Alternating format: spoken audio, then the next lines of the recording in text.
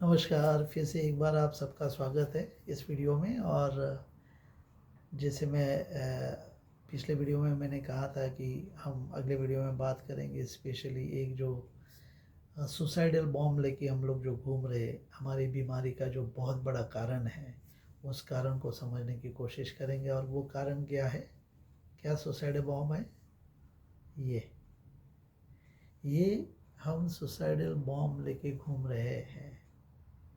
यही आपको दुनिया भर की बीमारियों का कारण बना देते हैं।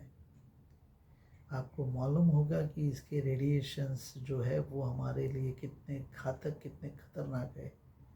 तो इसे मोबाइल नहीं, हम तो कहते कि मोबाइल नहीं, ये तो यमदूत है।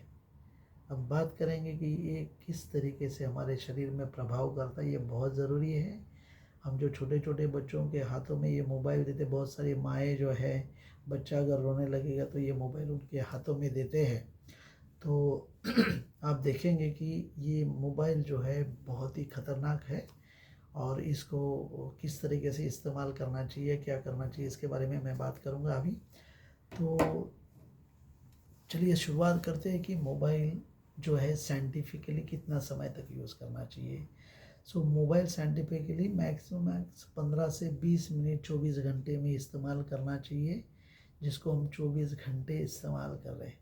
अब ये मोबाइल के जो रेडिएशंस है, वो मोबाइल के रेडिएशंस हमारे ब्लड के, हमारे खून को के अंदर गुठली बनाने का, क्लॉट्स बनाने का जो असर ये रेडिएशन की वजह से होता है। और यही कारण है कि आप देखोगे कि मोबाइल घंटों हम लोग लेके घूमते हैं। उस मोबाइल को कान के पास यानी ब्रेन के पास हम रखते हैं। तो आपको मैं बताऊं कि अब हमने ये पाया है, आप लोगों ने भी देखा होगा कि पैरालिसिस के स्ट्रोक जो है वो अभी बहुत सारे प्रमाण बढ़ गया है इसका। तो आप अपने आप को अगर स्वस्थ रखना चाहते हो तो उसको अलग तरीके से आपको इस्तेमाल करना पड़ेगा। कैसे इस्तेमाल करने का क्या मैं आगे बताऊंगा ज़रूर आपको, लेकिन समझिए कि अभी क्या क्या प्रॉब्लम्स हो रहे हैं। अब जैसे बीमारी का बहुत सारा एक जो बहुत इम्पोर्टेंट कारण है मोबाइल का एक्सेस यूज़ करना, ये सबसे, क्योंकि ये मोबाइल का रेडिएशन सबसे पहले हमारे ब्रेन पे अफेक्ट करता है। क्या करता है, ब्रेन के ऊपर अफेक्ट करता है वो। तो पहला इम्पोर्टेंट जो साइड इफ़ेक्ट है वो हमारा निद्रा नाश। हमें नींद नहीं आती। 99% लोग जो है डीप स्लीप नहीं ले पाते, उसका मेन कारण मोबाइल ही है। इस बात को समझिए, क्योंकि हमारे शरीर के मैकेनिज्म को, शरीर की जो काम करने की जो पद्धति को हम समझना नहीं चाहते। जैसे कि मोबाइल हमने ऐसे देखा, मोबाइल की लाइट हमारी आँखों में चली गई। आँख हमारे ब्रेन को सिग्नल देता है कि अभी रात हुई नहीं। क्या सिग्नल देता है कि अभी रात हुई नहीं। और यही कारण है कि रात को 12 बजे, 1 बजे, 2 बजे तक, कई कई लोगों को 3-3 बजे तक नींद नहीं आती।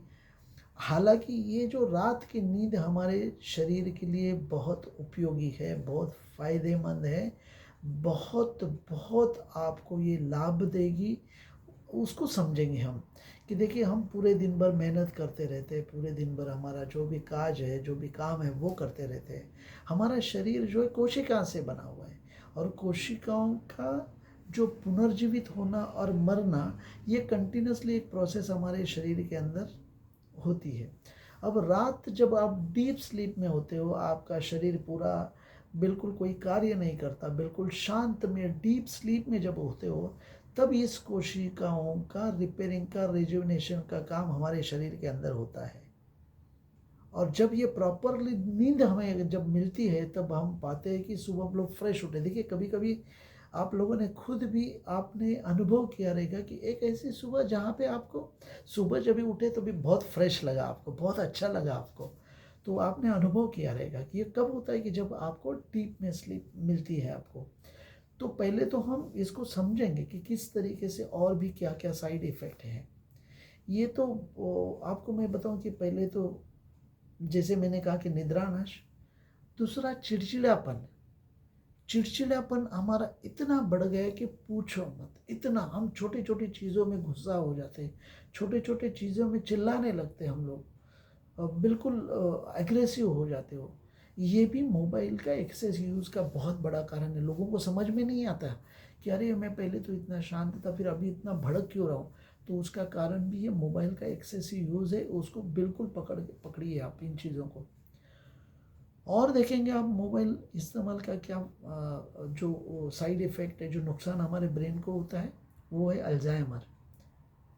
आपको ग्रास्पिंग पावर आपकी कम हो जाती है, आपके ध्यान में नहीं रहता, आकलन शक्ति आपकी कम हो जाती है। जैसे कि ये भी आपने अनुभव किया रहेगा या करते होंगे कि जैसे आप हॉल से किचन में गए कुछ चीज़ें लाने के लिए, लेकिन हॉल में जाने के बाद में आप याद करने लगते हो कि अरे मैं यहाँ किचन में क्यों आया था, क्या चीज़ लाने आया था। तो ये भी आपको समझ में आएगा कि हाँ, ये मेरे साथ में भी ऐसे ही हो रहा है। ये आपको खुद अपने आप को बोलना शुरू करोगे। तो ये तो हो गया आपका। और जैसे मैंने कहा कि आहिस्ता आहिस्ता हमारा ब्रेन जो है, ब्रेन का जो कार्य शक्ति वो धीमी धीमी हो जाती है। फिर आगे क्या है कि मोबाइल के रेडिएशन की वजह से हमारी जो नसें हैं वो ड्राई होने लगती है। तो जैसे आँखों की दुनिया भर की बीमारी, चश्मे, रेटिना की तकलीफ है, ये दुनिया भर की बीमारी जो आँखों की जो है वो मोबाइल के एक्सेस यूज़ की वजह से होती है। दूसरी कान की बीमारी, ये भी मोबाइल की वजह से कान की जो रक्तवाहिनी है वो भी ड्राई होने लगती है। तो वहाँ पे जो दुनिया भर की बीमारी है, आपको आप देखेंगे कि वहाँ पे भी बहुत सारी कान की बीमारियाँ, जैसे कभी कभी टिनिटस करके कान का आवाज़ आना, या अचानक सा जो है मोबाइल बज रहा है ऐसे आपको पता, मतलब ऐसे होना। और फिर आप देखोगे कि जैसे कि आपने देखा है कि कान में कभी कभी हम लाउडली बात कर रहे हैं, क्योंकि उसका भी एक कारण है, क्योंकि हम लोग मोबाइल का इस्तेमाल कर रहे हैं। और जैसे चिड़चिड़ापन की मैंने पहले बात की, तो उसको मैं थोड़ा और भी ऐड करना चाहूँगा कि आपने बहुत सारे न्यूज़ भी सुने होंगे कि छोटे छोटे बच्चे जो है मोबाइल एक्सेस यूज़ करने के चक्कर में, जब भी माँओं ने पढ़ाई के लिए वो मोबाइल उनके हाथों से छीन लिया, तब देखा कि वो बच्चा इतना क्रोधित हो गया कि उसने सीधा अपने माँ को चाकू भोंक दिया, या बैट माँ के सर पे मार दी, और वो माँ का अंत हुआ। मतलब इतना एग्रेसिव हो जाता है कि सोचिए कितना खतरनाक, कितना भयंकर है ये मोबाइल का इस्तेमाल एक्सेसिव करना। तो ये हो गया। फिर आगे थोड़ा सा आएंगे तो आपको देखेंगे कि जॉइंट पेन जो है वो भी मोबाइल की वजह से होता है। रोटेटिंग पेन, कभी यहाँ दर्द कभी वहाँ दर्द, वो भी आपको देखेंगे कि मोबाइल की वजह से होता है। और भी आप देखेंगे कि हार्ट के प्रॉब्लम्स भी मोबाइल एक्सेसिव यूज़ करने की वजह से हुए हैं।